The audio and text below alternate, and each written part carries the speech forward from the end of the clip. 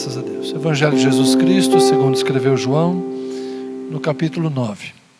Hoje eu quero pedir licença a vocês para trazer uma mensagem de natureza um pouco mais teológica e desafiadora, um pensamento que me ocorreu. E embora vá ler um texto de um episódio bastante conhecido, as narrativas dos evangelhos não têm necessariamente um propósito de construir doutrinas teológicas. As narrativas dos evangelhos são narrativas, estão contando a história como aconteceu. Mas, depois de tanto ler os evangelhos, tanto ler as epístolas paulinas, a igreja do primeiro século, aliás, a igreja do segundo e do terceiro século, foi construindo os postulados da teologia. Então, do ano 150 ao ano 300, vai se definindo muita coisa do que é a nossa teologia cristã, aquilo que alguns de nós vão chamar de ortodoxia. E aquilo que não é aceito pela maioria, normalmente é tratado como heresia. Então, para nós, a palavra heresia é um termo muito forte, é um termo que está associado àquilo que é uma aberração, uma distorção da verdade. Mas não é bem assim. Heresia significa apenas uma ideia diferente. Então, dos anos 150 aos anos 300, vão se formando as doutrinas. No ano 400 se fecha o cânon, o que é Novo Testamento, e principalmente o lado ocidental vai, a partir de Roma, construir aquilo que a gente chama de ortodoxia. Depois nós teremos a Reforma Protestante no século XVI, que vai mexer com algumas coisas.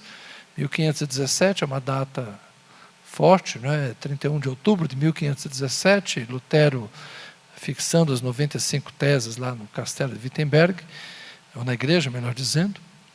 Mas depois vem a doutrina de Calvino e de outros reformadores. Então hoje você tem uma ortodoxia católica e uma ortodoxia protestante. E nesse ambiente de posições firmes, né, qualquer pensamento diferente às vezes é colocado como heresia. Então, por exemplo, na época de Santo Agostinho, o pensamento dele acerca do pecado original e da natureza humana foi declarado a posição ortodoxa. E a posição de um outro monge, Pelágio, que era inglês, ou britânico, melhor dizendo. Não. Naquela época ele foi a Roma e não gostou do que viu, e ele formulou uma outra forma de doutrina. E a doutrina de Pelágio foi vencida no Conselho dos Bispos. Os bispos se reuniam naquela época. Pelágio foi vencido, então a visão de Agostinho é ortodoxa. E a visão de Pelágio é considerada herética. Não porque ela é má, mas porque ela não é ortodoxa, ela é uma visão diferente. Hoje nós chamaríamos o calvinismo e o arminianismo, a questão da soberania de Deus, decidindo tudo, ou, isso é uma simplificação injusta com o calvinismo, mas me permitam ser breve, não é? Deus decide as coisas, Deus governa, Deus está no controle, ou o livre-arbítrio. Os homens têm liberdade. Você vai encontrar gente que transita de um lado, transita de outro, e boa parte da população vive um dia de um lado da questão, Deus está no controle, no outro dia está dizendo, você é responsável pela sua vida. Afinal de contas, em que a gente acredita? Então, quase todos nós somos ortodoxos e heréticos. É sério. Porque um dia você diz para a pessoa, fica tranquilo, né? Aconteceu uma tragédia, o cara bateu o carro, morreu alguém, Deus está no controle, chegou a hora, tal. Aí aconteceu um acidente, bateu o carro, deu perda total, não morreu ninguém. Cara, você precisa ter mais cuidado, você é responsável, você tem que dirigir com uma... Se morre, Deus está no controle e chegou a hora. Se não morre, você tem que ter cuidado, porque não sei o que lá, olha como você dirige. Espera aí. Como é que é essa história? Eu capotei o carro ou Deus capotou meu carro? Eu casei com quem Deus escolheu ou eu escolhi com quem casei? Estas coisas são mais complicadas do que parecem. Então, o que alguns chamam de heresia, às vezes é apenas uma outra forma de ler a Bíblia ou de interpretar certas coisas. Tá bom? Hoje eu vou transitar nesse campo da teologia, então me perdoem, mas eu vou desafiar vocês a pensarem um pouquinho. Mas não é em muita coisa, é num ponto bem específico. Vamos lá. Evangelho de João, capítulo 9, verso 1. Enquanto Jesus caminhava, viu um homem cego de nascença.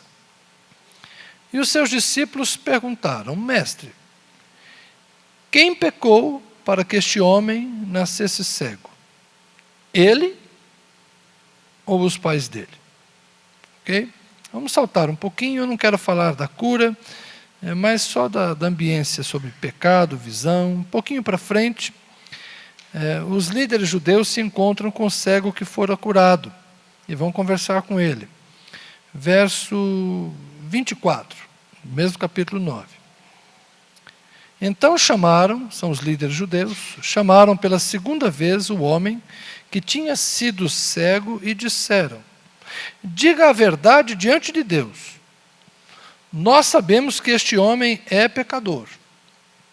E ele respondeu: se é pecador, está falando sobre Jesus, se é pecador, não sei.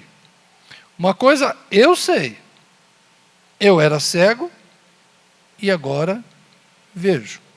Perguntaram-lhe outra vez: o que ele fez a você? Como lhe abriu os olhos? Ele respondeu: já lhes disse, mas vocês não ouviram. Por que querem ouvir outra vez? Por acaso vocês querem se tornar discípulos dele? Então o insultaram e disseram: discípulo dele é você. Nós somos discípulos de Moisés. Sabemos que Deus falou a Moisés, mas este nem sabemos de onde é. Estavam falando acerca de Jesus. O homem respondeu, o que fora cego: é estranho que vocês não saibam de onde ele é, mas ele me abriu os olhos. Sabemos que Deus não atende a pecadores, pelo contrário. Se alguém teme a Deus e pratica a sua vontade, a este atende. Desde que o mundo existe, jamais se ouviu que alguém tenha aberto os olhos a um cego de nascença. Se este homem não fosse de Deus, não poderia ter feito nada. Mas eles disseram: você nasceu cheio de pecado e quer nos ensinar? E o expulsaram. Jesus ouviu que eles tinham expulsado o homem. Ao encontrá-lo, encontrou-se de novo com o cego. Perguntou: você crê no Filho do Homem? E ele respondeu: quem é, Senhor, para que eu creia nele? E Jesus lhe disse: você já o tem visto. É aquele que está falando com você. Porque quando Jesus curou o homem, ele era cego, então ele não viu Jesus. Ele foi lá lavar-se no tanque, ele não conhecia a fisionomia de Jesus. Depois Jesus se encontra de novo com ele e se apresenta. Você crê no Filho do Homem? Quem é o Filho do Homem? Sou eu, Jesus está dizendo. Sou eu que estou falando com você. Então ele afirmou, verso 38, eu creio, Senhor. E o adorou, ou seja, ajoelhou-se diante de Jesus. Jesus continuou: eu vim a este mundo para juízo, a fim de que os que não veem, vejam, e os que veem, se tornem cegos. Alguns fariseus que estavam perto dele perguntaram: por acaso nós também somos cegos? Jesus respondeu: se vocês fossem cegos, não teriam pecado algum. Mas porque agora dizem, nós vemos, o pecado de vocês permanece. Amém. Curiosamente, como eu disse, esse texto é uma narrativa, está contando uma história, está falando dos diálogos, da forma como aconteceram. Mas é interessante como a gente pode trabalhar essa ideia de ser pecador e ser cego, ou deixar de ser pecador e enxergar. Por isso essa canção que cantamos, luz que ilumina as trevas, abre os meus olhos, faz-me ver. Porque encontrar-se com Jesus, crer em Jesus, no Evangelho de João, é a mesma coisa que ser iluminado. Já no prólogo do Evangelho, João diz: a vida estava nele, e a vida era a luz dos homens. Mas os homens amaram mais as trevas, amaram mais a escuridão do que a luz. Portanto, no Evangelho de João, crer e enxergar são coisas muito próximas. Ser cego e ser incrédulo, da mesma forma, se aproximam. E aqui, quando os discípulos perguntaram para Jesus acerca daquele cego que eles encontraram no caminho, era um cego de nascença, muito provavelmente. A sua cegueira consistia também numa deformação dos seus olhos, talvez até mesmo ausência de olhos. E aí a pergunta: quem pecou? Eles ou seus pais? E eu quero aproveitar isso e fazer essa pergunta entre Agostinho e Pelágio. Quem pecou? Ele ou seus pais? Ele nasceu cego aqui, na narrativa, ele nasceu cego porque cometeu um pecado? Não faz muito sentido, porque afinal de contas, se nasceu cego não poderia ter cometido nenhum pecado, a menos que fosse uma teoria de reencarnação, não é? Para pagar um pecado de uma vida anterior, o que não faz sentido. Ou então seus pais pecaram e ele nasceu cego como uma punição pelos pecados do pai. Essa é a pergunta dos discípulos. Mas eu quero não tratar aqui da cegueira física daquele homem, mas da cegueira espiritual, associando-a ao pecado. Cada um de nós peca, por isso é pecador, ou a gente nasce porque os nossos pais pecaram, a gente já nasce contaminado pelo pecado. A ortodoxia vai ensinar o pecado original, o pensamento formal da Igreja Ocidental, desde o catolicismo, e confirmado pelo protestantismo: todo homem nasce pecado. A nossa alma humana degenerada, a carne fragilizada. Eu muitas vezes, eu disse para vocês, toda criança é um filhotinho de Adão, não é? Ninguém precisa ensinar a criança a ser egoísta. Ninguém precisa ensinar a criança a mentir. Ela vai descobrir isso sozinha. E aquela ideia de que criança não mente, não é bem verdade. E nós dizemos que estas são manifestações do pecado. O egoísmo da criança, o ciúme da criança, a birra da criança. Ninguém precisa ensinar uma criança a fazer birra. Tem escola de birra? Ele viu a mãe fazer birra e aprendeu a fazer birra? Não. A criança faz a birra, primeira vez por si mesma. Depende de como você tratar aquela birra, ele vai repetir várias vezes ou não, não é? Depende de como você tratar o ciúme da criança, ele vai se tornar mais forte ou menos forte. Enfim, a gente vai lidando com essas questões da natureza humana, que na nossa crença ortodoxa é uma natureza humana pecaminosa. Então essa era a crença nos dias de Santo Agostinho, século IV, ano 350, para facilitar. E o tal do Pelágio, um monge muito certo, muito santo, muito piedoso, muito dedicado, chegou em Roma. Quando ele chegou em Roma, ele viu uma sociedade bastante pecaminosa, uma sociedade cristã pecaminosa. E ele entendeu que um dos motivos de tantas pessoas pecarem era essa crença do pecado original. Porque as pessoas diziam: eu nasci pecador, é por isso que eu peco. A doutrina de Pelágio depois foi rejeitada, porque para Pelágio, todo pecado era um ato livre da pessoa. Ele não cria no pecado original. Ele não cria na degeneração que o pecado causa como um estado. Ele entendia que a vontade do homem era livre. Daí a expressão livre-arbítrio, livre juízo. Para Pelágio, sempre que um homem pecava, é porque ele estava decidido a pecar. Pecou porque quis. Na ortodoxia baseada em Agostinho, Muitos dos pecados acontecem porque a natureza humana é corrompida. Então o pecado acaba dominando. Todos se baseiam em Paulo. Então não dá para dizer o que a Bíblia diz. Tudo depende de como você interpreta a carta de Paulo aos Romanos, em seus capítulos 5, 6, 7 e 8. Então tem mais a ver com interpretação do texto do que com, digamos assim, conhecimento do texto. É muito complicado resolver essa questão, tanto que, desde o ano 350 até agora, há quem defenda o livre-arbítrio e há quem defenda a doutrina do pecado original.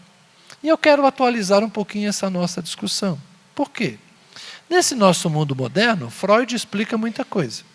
Eu estava pescando com os amigos esse dia, de vez em quando o Basílio falava, o Freud explica. É uma frase que a gente inventou, né, recentemente. Porque hoje a gente tem a psicanálise, que trabalha a questão das marcas interiores, o tal do inconsciente, do subconsciente e do consciente. O homem é mais complexo do que a gente pensava. E Agostinho não tinha nem ideia disso. Pelágio nem pensou nesses negócios. Mas hoje, desde Freud, a gente olha o homem pensando nos seus aspectos conscientes, no seu subconsciente e no seu inconsciente, que às vezes explica alguns comportamentos que ele nem sabe por que tem. Ora, será que isso que a gente chama de inconsciente não é aquilo que na teologia o pessoal chama de pecado original? Outros que estudam o comportamento, na antropologia, temos a antropologia cultural. Ela vai explicar muitos comportamentos como cultura. Então, será que não tem coisas que lá atrás, no século 3 e 4, eles teologicamente definiram de um jeito, e hoje nós que vivemos num mundo diferente, não definiríamos de outro? Alguém vai dizer, não, mas a nossa referência é a Bíblia, não são as outras ciências. Sim, mas a gente acaba interpretando a Bíblia, interpretando Paulo, interpretando Jesus, com as outras ciências na nossa cabeça. O nosso conhecimento é cumulativo. Você coloca o óculos da psicologia e lê a Bíblia. Você coloca o óculos da economia e lê a Bíblia. Você coloca o óculos da pedagogia e lê a Bíblia. Conforme você vai tendo conhecimento, isso vai alterando a forma como você analisa os textos. Por quê? Porque todo conhecimento muda você. E hoje, o pensamento humano não é simples como naquela época. Naquela época havia duas ciências. Aliás, vamos dizer 3, né? Aliás, 4. Mas basicamente, do pensamento, você tinha a teologia e a filosofia. Havia economia e havia política, mas isso eram ramos da filosofia. Então, basicamente, o pensamento era o pensamento filosófico. E até mesmo a teologia nada mais era do que senão um ramo da filosofia. Teologia não era uma ciência, era uma parte da filosofia, pensar. Agostinho é chamado hoje de teólogo, mas naquela época ele era um filósofo. E hoje? Hoje você tem a própria filosofia, tanta coisa mudou na filosofia. Você tem a sociologia, você tem a psicologia, até a psicanálise, que é outra coisa, tem a medicina. Estamos na época agora da genética. E o que é carga genética? Tem gente que fala que certos comportamentos nossos são memória dos nossos genes. Afinal de contas, muito do que a gente lê hoje e escuta é de gente que crê na evolução. Então, parte do pensamento de alguns é que há uma memória genética que faz com que certos comportamentos nossos sejam instintivos, não são nem racionais. Eu vou usar aqui a expressão animal para ser radical mesmo. Mas tem certos comportamentos nossos que têm a ver com o nosso instinto animal. Tem coisa em nós hoje que não é coisa de alma, como eu falei outro dia, é coisa de hormônio. Não é verdade? Vocês estão entendendo o que eu quero dizer? Pensar naquela época entre pecado original e livre-arbítrio considerava um universo de coisas, pequeno, restrito. Hoje, pensar em livre-arbítrio e pecado original envolve muitas outras facetas da experiência humana. O pecado original está na sociedade. Nós aprendemos a pecar porque vivemos no meio dos pecadores. É a mesma pergunta que fizeram para Jesus. Ele pecou ou seus pais pecaram? Por que eu pequei?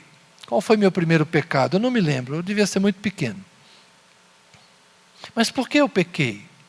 Porque sou filho de pais pecadores? Ou porque todas as pessoas ao meu redor pecam e eu aprendi a pecar com elas? Será que aquela frase, dize-me com quem andas e te direi quem és, tem a ver com isso? Será que aquela frase paulina, que aliás não é de Paulo, mas ele pega um pensamento popular e coloca numa de suas cartas, as más companhias corrompem os bons costumes. Ora, se a regra é essa, será que o pecado eu não aprendo por causa das más companhias? Vocês entendem? Desafiar a ortodoxia hoje, desafiar o pensamento comum do pecado original, eu peco porque eu nasci pecador, e fazer como Pelágio e dizer, não, você peca porque você quer. Será que nós poderíamos fazer como Pelágio fez? Chegar em Roma, ver uma sociedade decadente, um cristianismo fraco, que estava se aproximando do paganismo, um cristianismo que estava se paganizando. Ele vinha da Bretanha, uma ilha distante, hoje Inglaterra, naquela época o fim de mundo. Ele vinha de um ambiente menos desenvolvido que Roma. Ele vinha de um ambiente de santidade, de reverência, de uma moralidade exacerbada, de disciplina, ascetismo religioso, jejuns e práticas espirituais. E chega em Roma e encontra um pessoal comendo e bebendo e se embriagando. E ele se levanta contra isso. Fala, nós podemos ser diferentes. Nós podemos ser melhores que isso. Só que nós temos que usar a nossa vontade para fazer a diferença. A intenção dele era boa. Ah, mas o pensamento dele é uma heresia. Não é o pensamento da ortodoxia agostiniana. Mas a intenção dele era construir uma igreja mais santa. Ok. O que eu estou querendo com essa conversa toda? Convidar você a pensar. Convidar você a pensar. A vida que vivemos é a vida que escolhemos? Ou é a vida que escolheram para nós? Você é livre? Você faz o que quer? Lembra do que eu disse semana passada? Conversando com o Arthur, me veio a ideia. Nós somos guiados, muitas vezes, pela nossa vontade. Mas muitas vezes pela necessidade. E outras vezes, pela responsabilidade. Será que alguém aqui é de fato livre? É pouco provável que Pelágio esteja certo. A vontade humana não é livre. A vontade humana sempre está condicionada. As informações que ele tem, as possibilidades que ele tem, os recursos que ele tem. Nenhum de nós faz o que quer. Nós fazemos o que podemos, na maior parte do tempo. De vez em quando fazemos o que devemos. E menos ainda, fazemos o que queremos. A maior parte de nós trabalha em algo que gosta, porque aprendeu a gostar. A maior parte de nós está feliz onde mora, porque é onde pode morar. A maior parte de nós dirige o carro que tem com muita alegria e dá graças a Deus, porque é o que você pôde e eu também pude comprar. Eu tenho um carrão, gente. Meu carro é bom demais. Só que ele tem 10 anos, mas é um carrão. É o que eu posso. Se eu quiser um carro zero, eu vou ter um carrinho. Para eu ter um carrão, eu prefiro um carro mais velho. É uma escolha que eu fiz. É assim que funciona. Na vida é assim. Será que alguém é de fato livre? É pouco provável. Durante muito tempo na vida eu comia aquilo que eu queria. Hoje eu estou naquela idade que eu como aquilo que o médico deixa eu comer. Não é verdade? Isso aqui você pode, isso aqui você não pode, isso aqui você deve, isso aqui você não deve. Boa parte de nós vive esse tipo de coisa. Mas isso a gente pode aplicar às palavras. Eu falo tudo o que penso? Não, tem coisa que é melhor eu não falar. Por quê? Porque não devo falar em todo ambiente, para qualquer pessoa, tudo que me vem à cabeça. Então eu não sou livre para falar o que eu quero, ou o que eu penso. Eu sou livre para ir onde eu quero? Não, eu não sou. Eu sou um pastor. Sou casado. Eu tenho filhos. Eu tenho neto. Como eu disse outro dia, eu tenho uma reputação a zelar. É melhor eu nem querer ir em certos lugares, porque se eu quiser eu não vou poder. Então aprender a não querer aquilo que eu não posso. Deu para entender? Eu aprendi a não desejar aquilo que eu não posso, aquilo que eu não devo. Então se eu viria a ter alguma vontade que não me convém, eu já aprendi a matar essa vontade. Que é para não ter que ficar controlando um instinto pecaminoso. Pecado a gente corta na raiz. Tentação a gente corre dela. Tem coisa que é melhor não conhecer. Esse pessoal que muitas vezes está na droga, resolveu experimentar. Alguns conseguem sair, outros nunca mais. Tem um senhor bem idoso que me contou uma história que um dia tentou fumar, uma vez só. Tentou fumar, engasgou, passou mal, vomitou, nunca mais fumou. Né, seu Osaí? Passou mal, nunca mais fumou. Mas tem gente que está lutando, pedindo a Deus para livrar do cigarro. Se nunca tivesse experimentado. Então a gente não é livre assim. Vocês entendem? A vontade humana nunca é tão livre. Eu casei com quem eu quis? Eu casei com quem me quis. Nós fizemos um acordo, né, amor? Né? Eu brincava com a Tânia assim, eu ia casar com a Xuxa, mas a Xuxa não me quer. Luísa Brunet não me quer. Vou casar com você mesmo. É a única que me quer. Mas falando sério, né, sobre casamento, a gente procura alguém que nos ame, alguém tem que ter correspondência. Adianta você amar se a outra pessoa não te ama? Eu quero muito casar com você, mas eu não quero casar com você. Mas eu sou livre e eu te escolhi. Eu também sou livre, eu não te escolhi.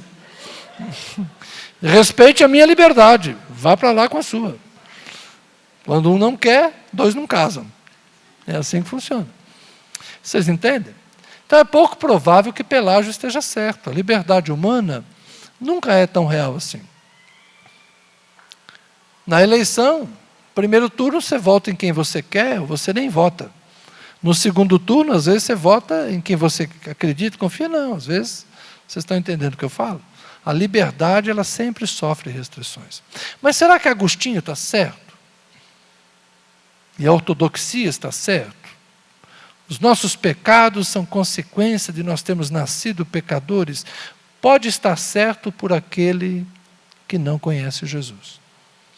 Só quero dizer uma coisa para vocês, para fazer...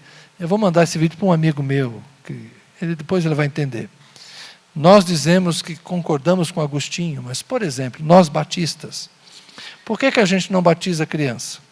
Nós batizamos adultos, porque primeiro precisa crer para depois ser batizado. Essa é a nossa crença. Por que os outros batizam crianças? Porque eles entendem que o batismo, de certa forma, produz o efeito da graça e da salvação. O batismo das crianças começa com a intenção de, uma vez batizado, é parte da igreja e está salvo. O batismo dos infantes nasce assim. para que as crianças que morriam com muita frequência naquela época, nascidas e batizadas, elas iam para o céu. Criança não batizada, ninguém garante. Alguém hoje pensa assim? Agostinho pensava assim. A igreja daquela época pensava assim. Criança batizada é da igreja, está salva. Criança não batizada, depois de muitos anos veio a doutrina do purgatório, para aliviar o problema. Mas quando não tinha doutrina do purgatório, o pensamento era esse: criança batizada está salva, criança não batizada está no inferno. Ah, mas nem cometeu pecado. Não interessa, é filho de Adão, inferno. Depois criou-se a doutrina do purgatório. Para quê? Para resolver esse problema. Criança batizada vai para o céu, direto, sem escala. Criança não batizada, purgatório. Nós não cremos em purgatório, como é que a gente fica nessa? Então, concordar com Agostinho não é tão fácil como a gente pensa. Né, Zé? Depois você vai ouvir, você vai saber. Mas, se a doutrina do pecado original é verdadeira, ela não se aplica mais a nós que estamos em Cristo. Porque nós não somos mais cegos. A gente enxerga. Não importa para nós hoje se nós nascemos cegos porque pecamos ou se nascemos cegos porque nossos pais pecaram. Para nós isso agora não faz diferença. Nós agora estamos em Cristo. E a lei do Espírito da vida em Cristo te livrou da lei do pecado e da morte. Você pode ter nascido um pecador, ou pode ter se tornado um pecador vivendo no meio dos pecadores. Mas hoje você não é mais um pecador. Só é pecador quem não crê em Jesus. Foi o que Jesus disse para aqueles homens. Como vocês dizem que vêm, mas não creem, então vocês permanecem no pecado. Se você crê em Jesus, não importa se você é filho de pecadores ou é um pecador autoformado. Se você, como pensava Agostinho, nasceu com a alma degenerada, ou como pensava em Pelágio, degenerou-se com o passar do tempo. Agora em Cristo você regenerou-se. Você é uma nova criatura. E você não está mais sujeito ao pecado. Em Cristo você pode viver uma vida de santidade. Em Cristo nós estamos livres. A lei do Espírito da vida te libertou. E é nesse sentido que Jesus fala: conhecereis a verdade e a verdade vos libertará. Ele está falando de pecado, não de política. Quem conhece a verdade, quem conhece a Jesus, a verdade liberta. Você não é mais escravo do pecado. O que aconteceu antes, Agostinho pode estar certo, Pelágio pode estar certo, mas a partir do seu encontro com Jesus, a partir da regeneração, do novo nascimento, do Espírito Santo entrar na sua vida, agora você é responsável por cada ato que você faz. Se antes você pecava porque era degenerado ou degenerou-se, regenerado você responde pelo que faz.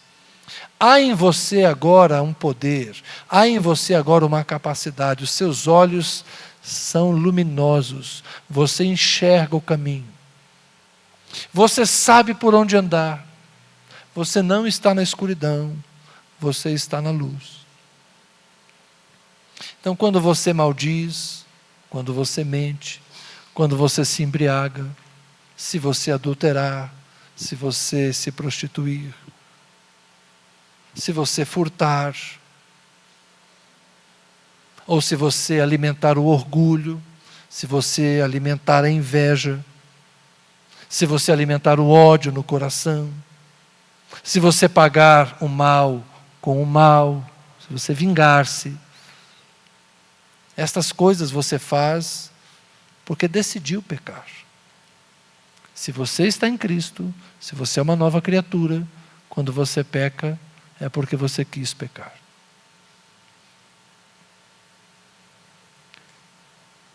Eu e você precisamos assumir a responsabilidade pelos nossos atos.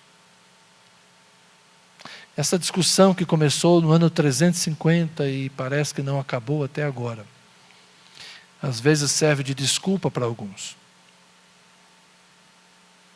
Eu não bebo,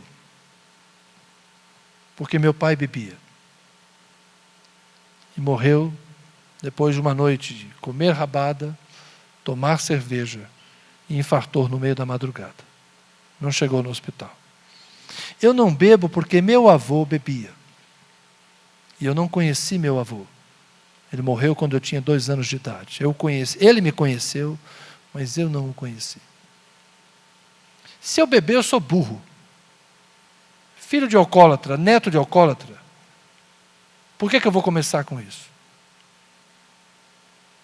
E decidi ser pastor. Tenho que estar sóbrio em qualquer hora do dia, em qualquer dia da semana. Eu não confiaria num pastor que você chega um dia em casa, a esposa dele fala: ô meu bem, ele não pode te atender hoje. Volta mais tarde, deixa eu dar um café amargo para ele e um banho gelado, para ver se ele volta a si. Você está entendendo? Eu tenho 1000 razões para não beber. E outras razões são o que eu vejo. Eu respondo pelas minhas escolhas. Você responde pelas suas. Eu tenho motivo para ser fiel à minha esposa. Eu prometi ser fiel a ela. Eu tenho que ter palavra. Eu tenho que honrar a palavra que eu dei. Não porque foi na igreja, porque foi para ela. Isso é o que importa. Para que ela me respeite, para que meus filhos me respeitem. Eu tenho o dever de ser fiel à minha mulher, porque eu casei. E quem casa é para ser de uma só, é para ser de um só. Quem não quer ser de um só, não casa. Casou? Então você responde pelos seus atos. Tem filho? Responda pelos seus filhos. Filho não nasce por combustão espontânea. Né? Filho nasce porque a gente faz sexo. A gente não, né? O casal faz sexo. Vou explicar direito essa história. Né? Fez o filho, agora assume. Cuida dele. Educa. Nós temos que começar a responder pelos nossos atos. Seja no trabalho, seja na escola, seja na igreja, na sociedade, na família. Nós somos livres, porque em Cristo estamos livres. Então a vida que a gente vive em Cristo é a vida que a gente escolhe. Sem Cristo, deve ser mais complicado. Mas faz tanto tempo. Se é que eu andei sem Cristo alguma vez na vida, que eu nem sei. Eu não sou uma boa pessoa para dizer para vocês o que é a vida sem Cristo. Eu cresci em Cristo, eu estou em Cristo e pretendo morrer em Cristo. Pergunta para outro como é que é viver sem Cristo. Sobre isso eu não tenho muito a dizer. Só sei que em Cristo vale a pena. Santifica a sua vida. Leva a sério a vida cristã. Eu talvez esteja como Pelágio, olhando o mundo e vendo assim, está muito fácil. Estão brincando demais com coisa séria. Eu creio que em Cristo nós sabemos o que devemos fazer. Vamos orar.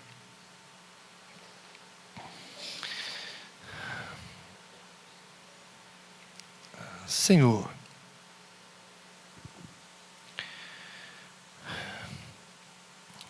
quando a gente te conhece e entende que a cruz é um marco divisor de águas, que faz com que a nossa vida se torne diferente.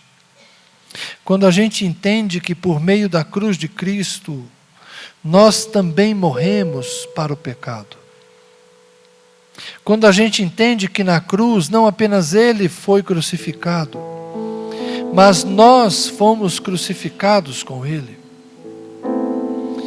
Quando a gente entende que as coisas velhas passaram, e agora tudo pode ser novo. Quando andamos no Espírito, quando temos o Espírito de Cristo, Senhor, a gente entende o que é ser cristão, o que é ser discípulo, e a gente aceita até mesmo o adjetivo de santos, de justos. Sim, Senhor. Porque nós não somos mais pecadores. Nós somos os santos da Igreja Batista, que se reúne no Núcleo Bandeirante, e outros irmãos que estão, outros santos que estão conosco aqui esta noite. Nós somos os justos, que foram justificados pela graça de Deus, mediante a nossa fé na obra sacrificial de Jesus Cristo. Não é com a nossa justiça que nos apresentamos ao Senhor, mas é com a justiça de Cristo que nos é outorgada pela fé. Nós nos apropriamos, não porque merecemos, mas porque a graça nos oferece a justiça de Cristo, a verdade de Cristo, a paz de Cristo, o amor de Cristo, o nome de Cristo que está acima de todo nome.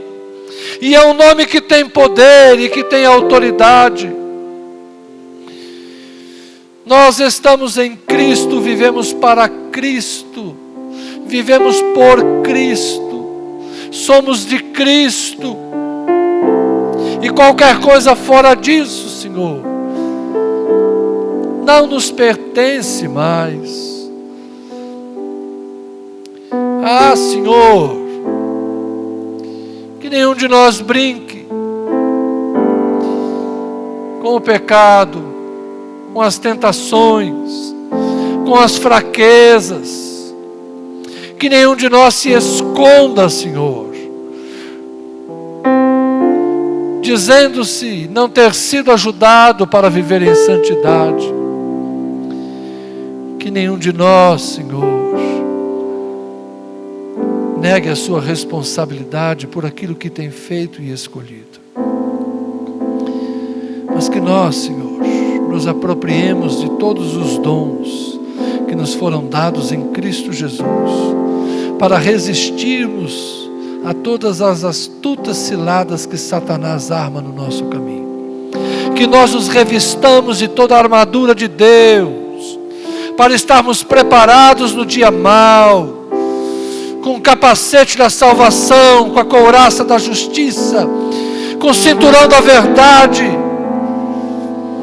com a espada que é a presença do Espírito em nosso coração, com o escudo da fé, calçando, Senhor, as sandálias do Evangelho, de salvação, de paz, para estarmos equipados, Senhor, nesse campo de batalha. Não somos camponeses desavisados, somos soldados convocados, alistados. E quem se alistou agora deve obediência. Nós estamos aqui, Senhor, para cumprir a nossa missão, para vivermos uma vida santa, justa e piedosa. Nós estamos aqui para sermos cristãos, para darmos testemunho ao mundo. Assim como Jesus é a nossa luz, nós seremos luz no mundo. Assim como Jesus nos preserva, nos santifica, nós seremos preservação e santificação nesse mundo que se corrompe. Nós seremos a igreja, seremos sal da terra, luz do mundo, santos, justos, verdadeiros, pacificadores, em Cristo, para Cristo, por Cristo. Amém e amém. Amém.